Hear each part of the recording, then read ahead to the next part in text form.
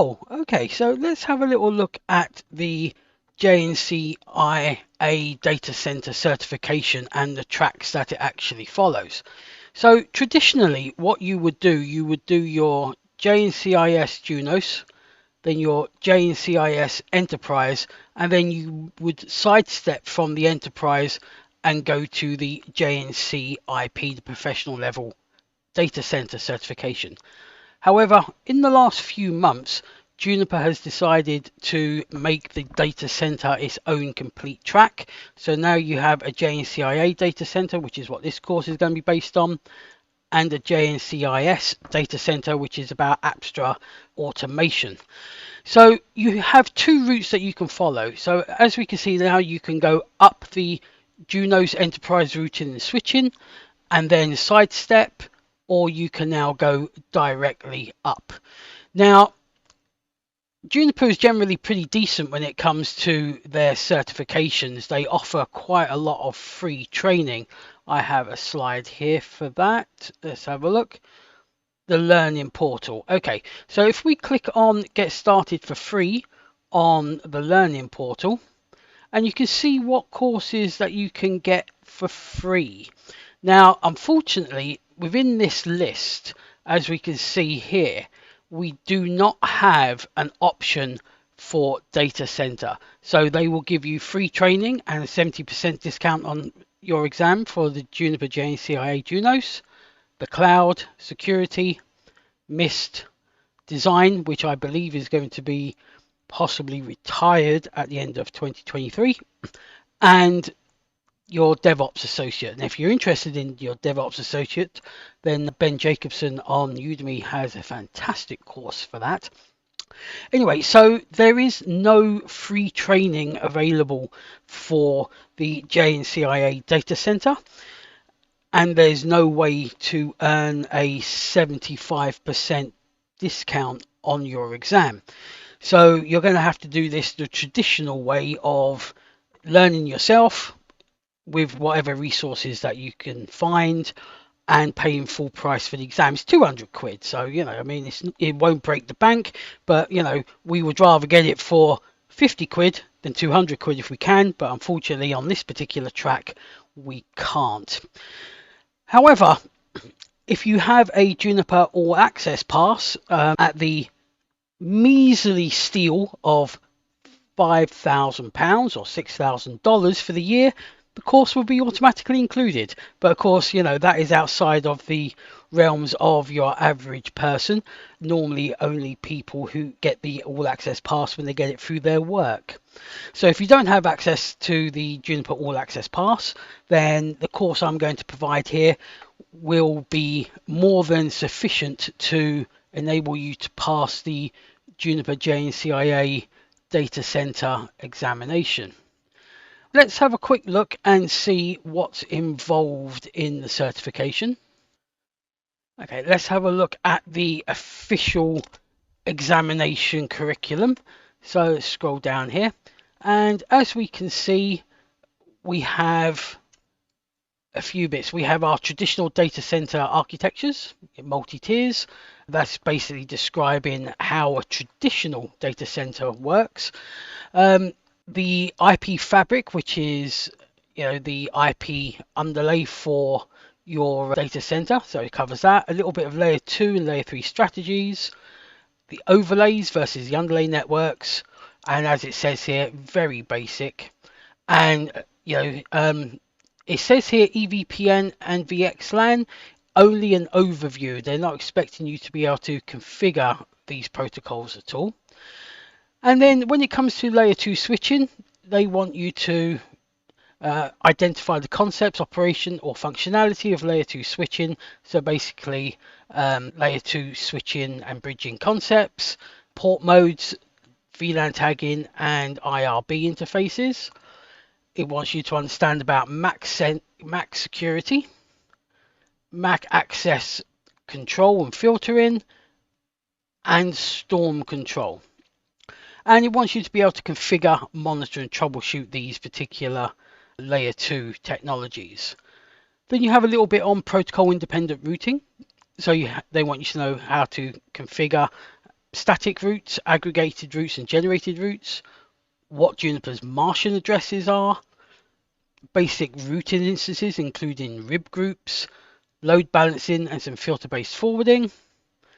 And they then want you to know some BGP and OSPF for this. So basic link state database, some OSPF packet types, how to set up the router ID, why it's used, how adjacencies and neighborships are formed, how the designated router and the backup designated router are elected, OSPF area and router types, link state advertisement packet types. It also wants you to know additional basic options, how to apply routing policies, and what troubleshooting tools you've got. And in the terms of BGP, they want you to know basic BGP operation, BGP message types, the attributes, the route and path selection process, some internal BGP and external BGP functionality, and some basic things like groups and peers, some additional basic stuff. And then you have some high availability. They want you to know a bit about link aggregation or lags, how to do graceful restart, bidirectional forwarding detection, and how virtual chassis works. Now, if you've done your Juniper JNCIA Junos, and that is what they expect people to be at that sort of level before they take this JNCIA Data Center certification, you would have gone through a little bit of this already. However, you may have found if you did do your JNCIA Junos, it was mostly all about the Juniper operating system, how to do things like managing files, basic maintenance of the actual Juniper devices that are running Junos itself. However, once you branch away from the JNCIA Junos and you go into their other tracks, i.e. their DevOps, their security, their Mist, their cloud, etc., they're completely different beasts. You'll find that they are a lot more in depth. I mean, they're still associate level certifications, so don't get me wrong. They don't expect you to go too in depth, but the level of knowledge on the separate tracks is a lot deeper than what you would get in the normal JNCIA certification. In fact, some of these subjects are what would be included in the JNCIS or the specialist service tracks. I mean, you don't touch BGP or OSPF, you don't create VLANs, or you don't do anything like link aggregation in the normal JNCIA certification. However, in the data center one, you do. And of course, if you take one of the other JNCIA tracks, you go relatively in depth compared to the normal associate examination. Sweet. Now, I've often found the flyers or the course overviews from Juniper to be exceptionally helpful. What we've seen earlier a little while ago, where it shows you what the exam objectives are, that is relatively basic. It's mostly bullet points. We're going to do a bit of BGP, we're going to do a bit of this. The flyers for the actual course, and these are generally intended for people who are going to buy the course off Juniper. If you want to spend $1,200 or $2,000 to buy the course, then they will give you information beforehand on what it is actually going to cover. So these are the actual objectives for the JNCIA Data Center. So basically, we're looking at identifying and describing how to configure a typical data center layout, including spine and leaf placements. Okay, reasonable. Describe the IP fabric architecture. Reasonable again. Explain and configure basic Ethernet switching. We'll do that. Explain and configure VLANs. Not a problem. Describe layer 2 security. Yeah, we'll nail that. Implement link aggregation. Again, we'll nail that. Describe and implement protocol independent routing and routing instances. Yep, not an issue. And configure load balancing within Junos. Again, not a problem. Filter-based forwarding. Describe and deploy OSPF. Describe and deploy BGP. Implement graceful restart and bidirectional forward detection using Junos. Now, I found that these flyers are, and what they go through, are a lot closer to the actual exam objectives than the actual normal overview that we just seen a little while ago. And this is actually nice. It breaks down day by day what you'd actually learn if you was to actually take the exam with them or take their training. So, you know, on day one, you'd go through things like your traditional data center architectures, the modern data center architectures, which is what we're interested in now. This is what the tracks that we're going to go down is going to be the modern, a little bit of Ethernet switching overview, a bit of configuring Ethernet switching. That's absolutely fine. Day one continued. See, they're packing a lot into day one. VLAN overviews and creating some VLANs. Day two, a little bit of port security, some link aggregation, a little bit of protocol independent routing instances and load balancing.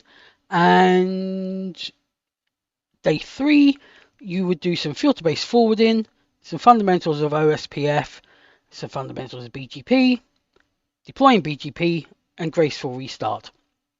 So they're not expecting you to go very deep because, again, this is an associate level exam.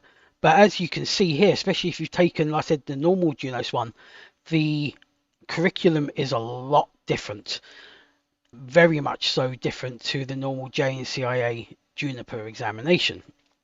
So we're going to cover all of these off. Of course, we're not going to go through these day by day. That was just to show you how they would pack that all in. I will try and make this course not short, but as concise as we can, but include as much information as possible, maybe some real world examples. And yeah, it's going to be great. It's going to be a good journey for all of us. You know, it enables all of us to cement our data center knowledge as we progress through this. Okay, I look forward to seeing you in the next videos, and you have a fantastic day.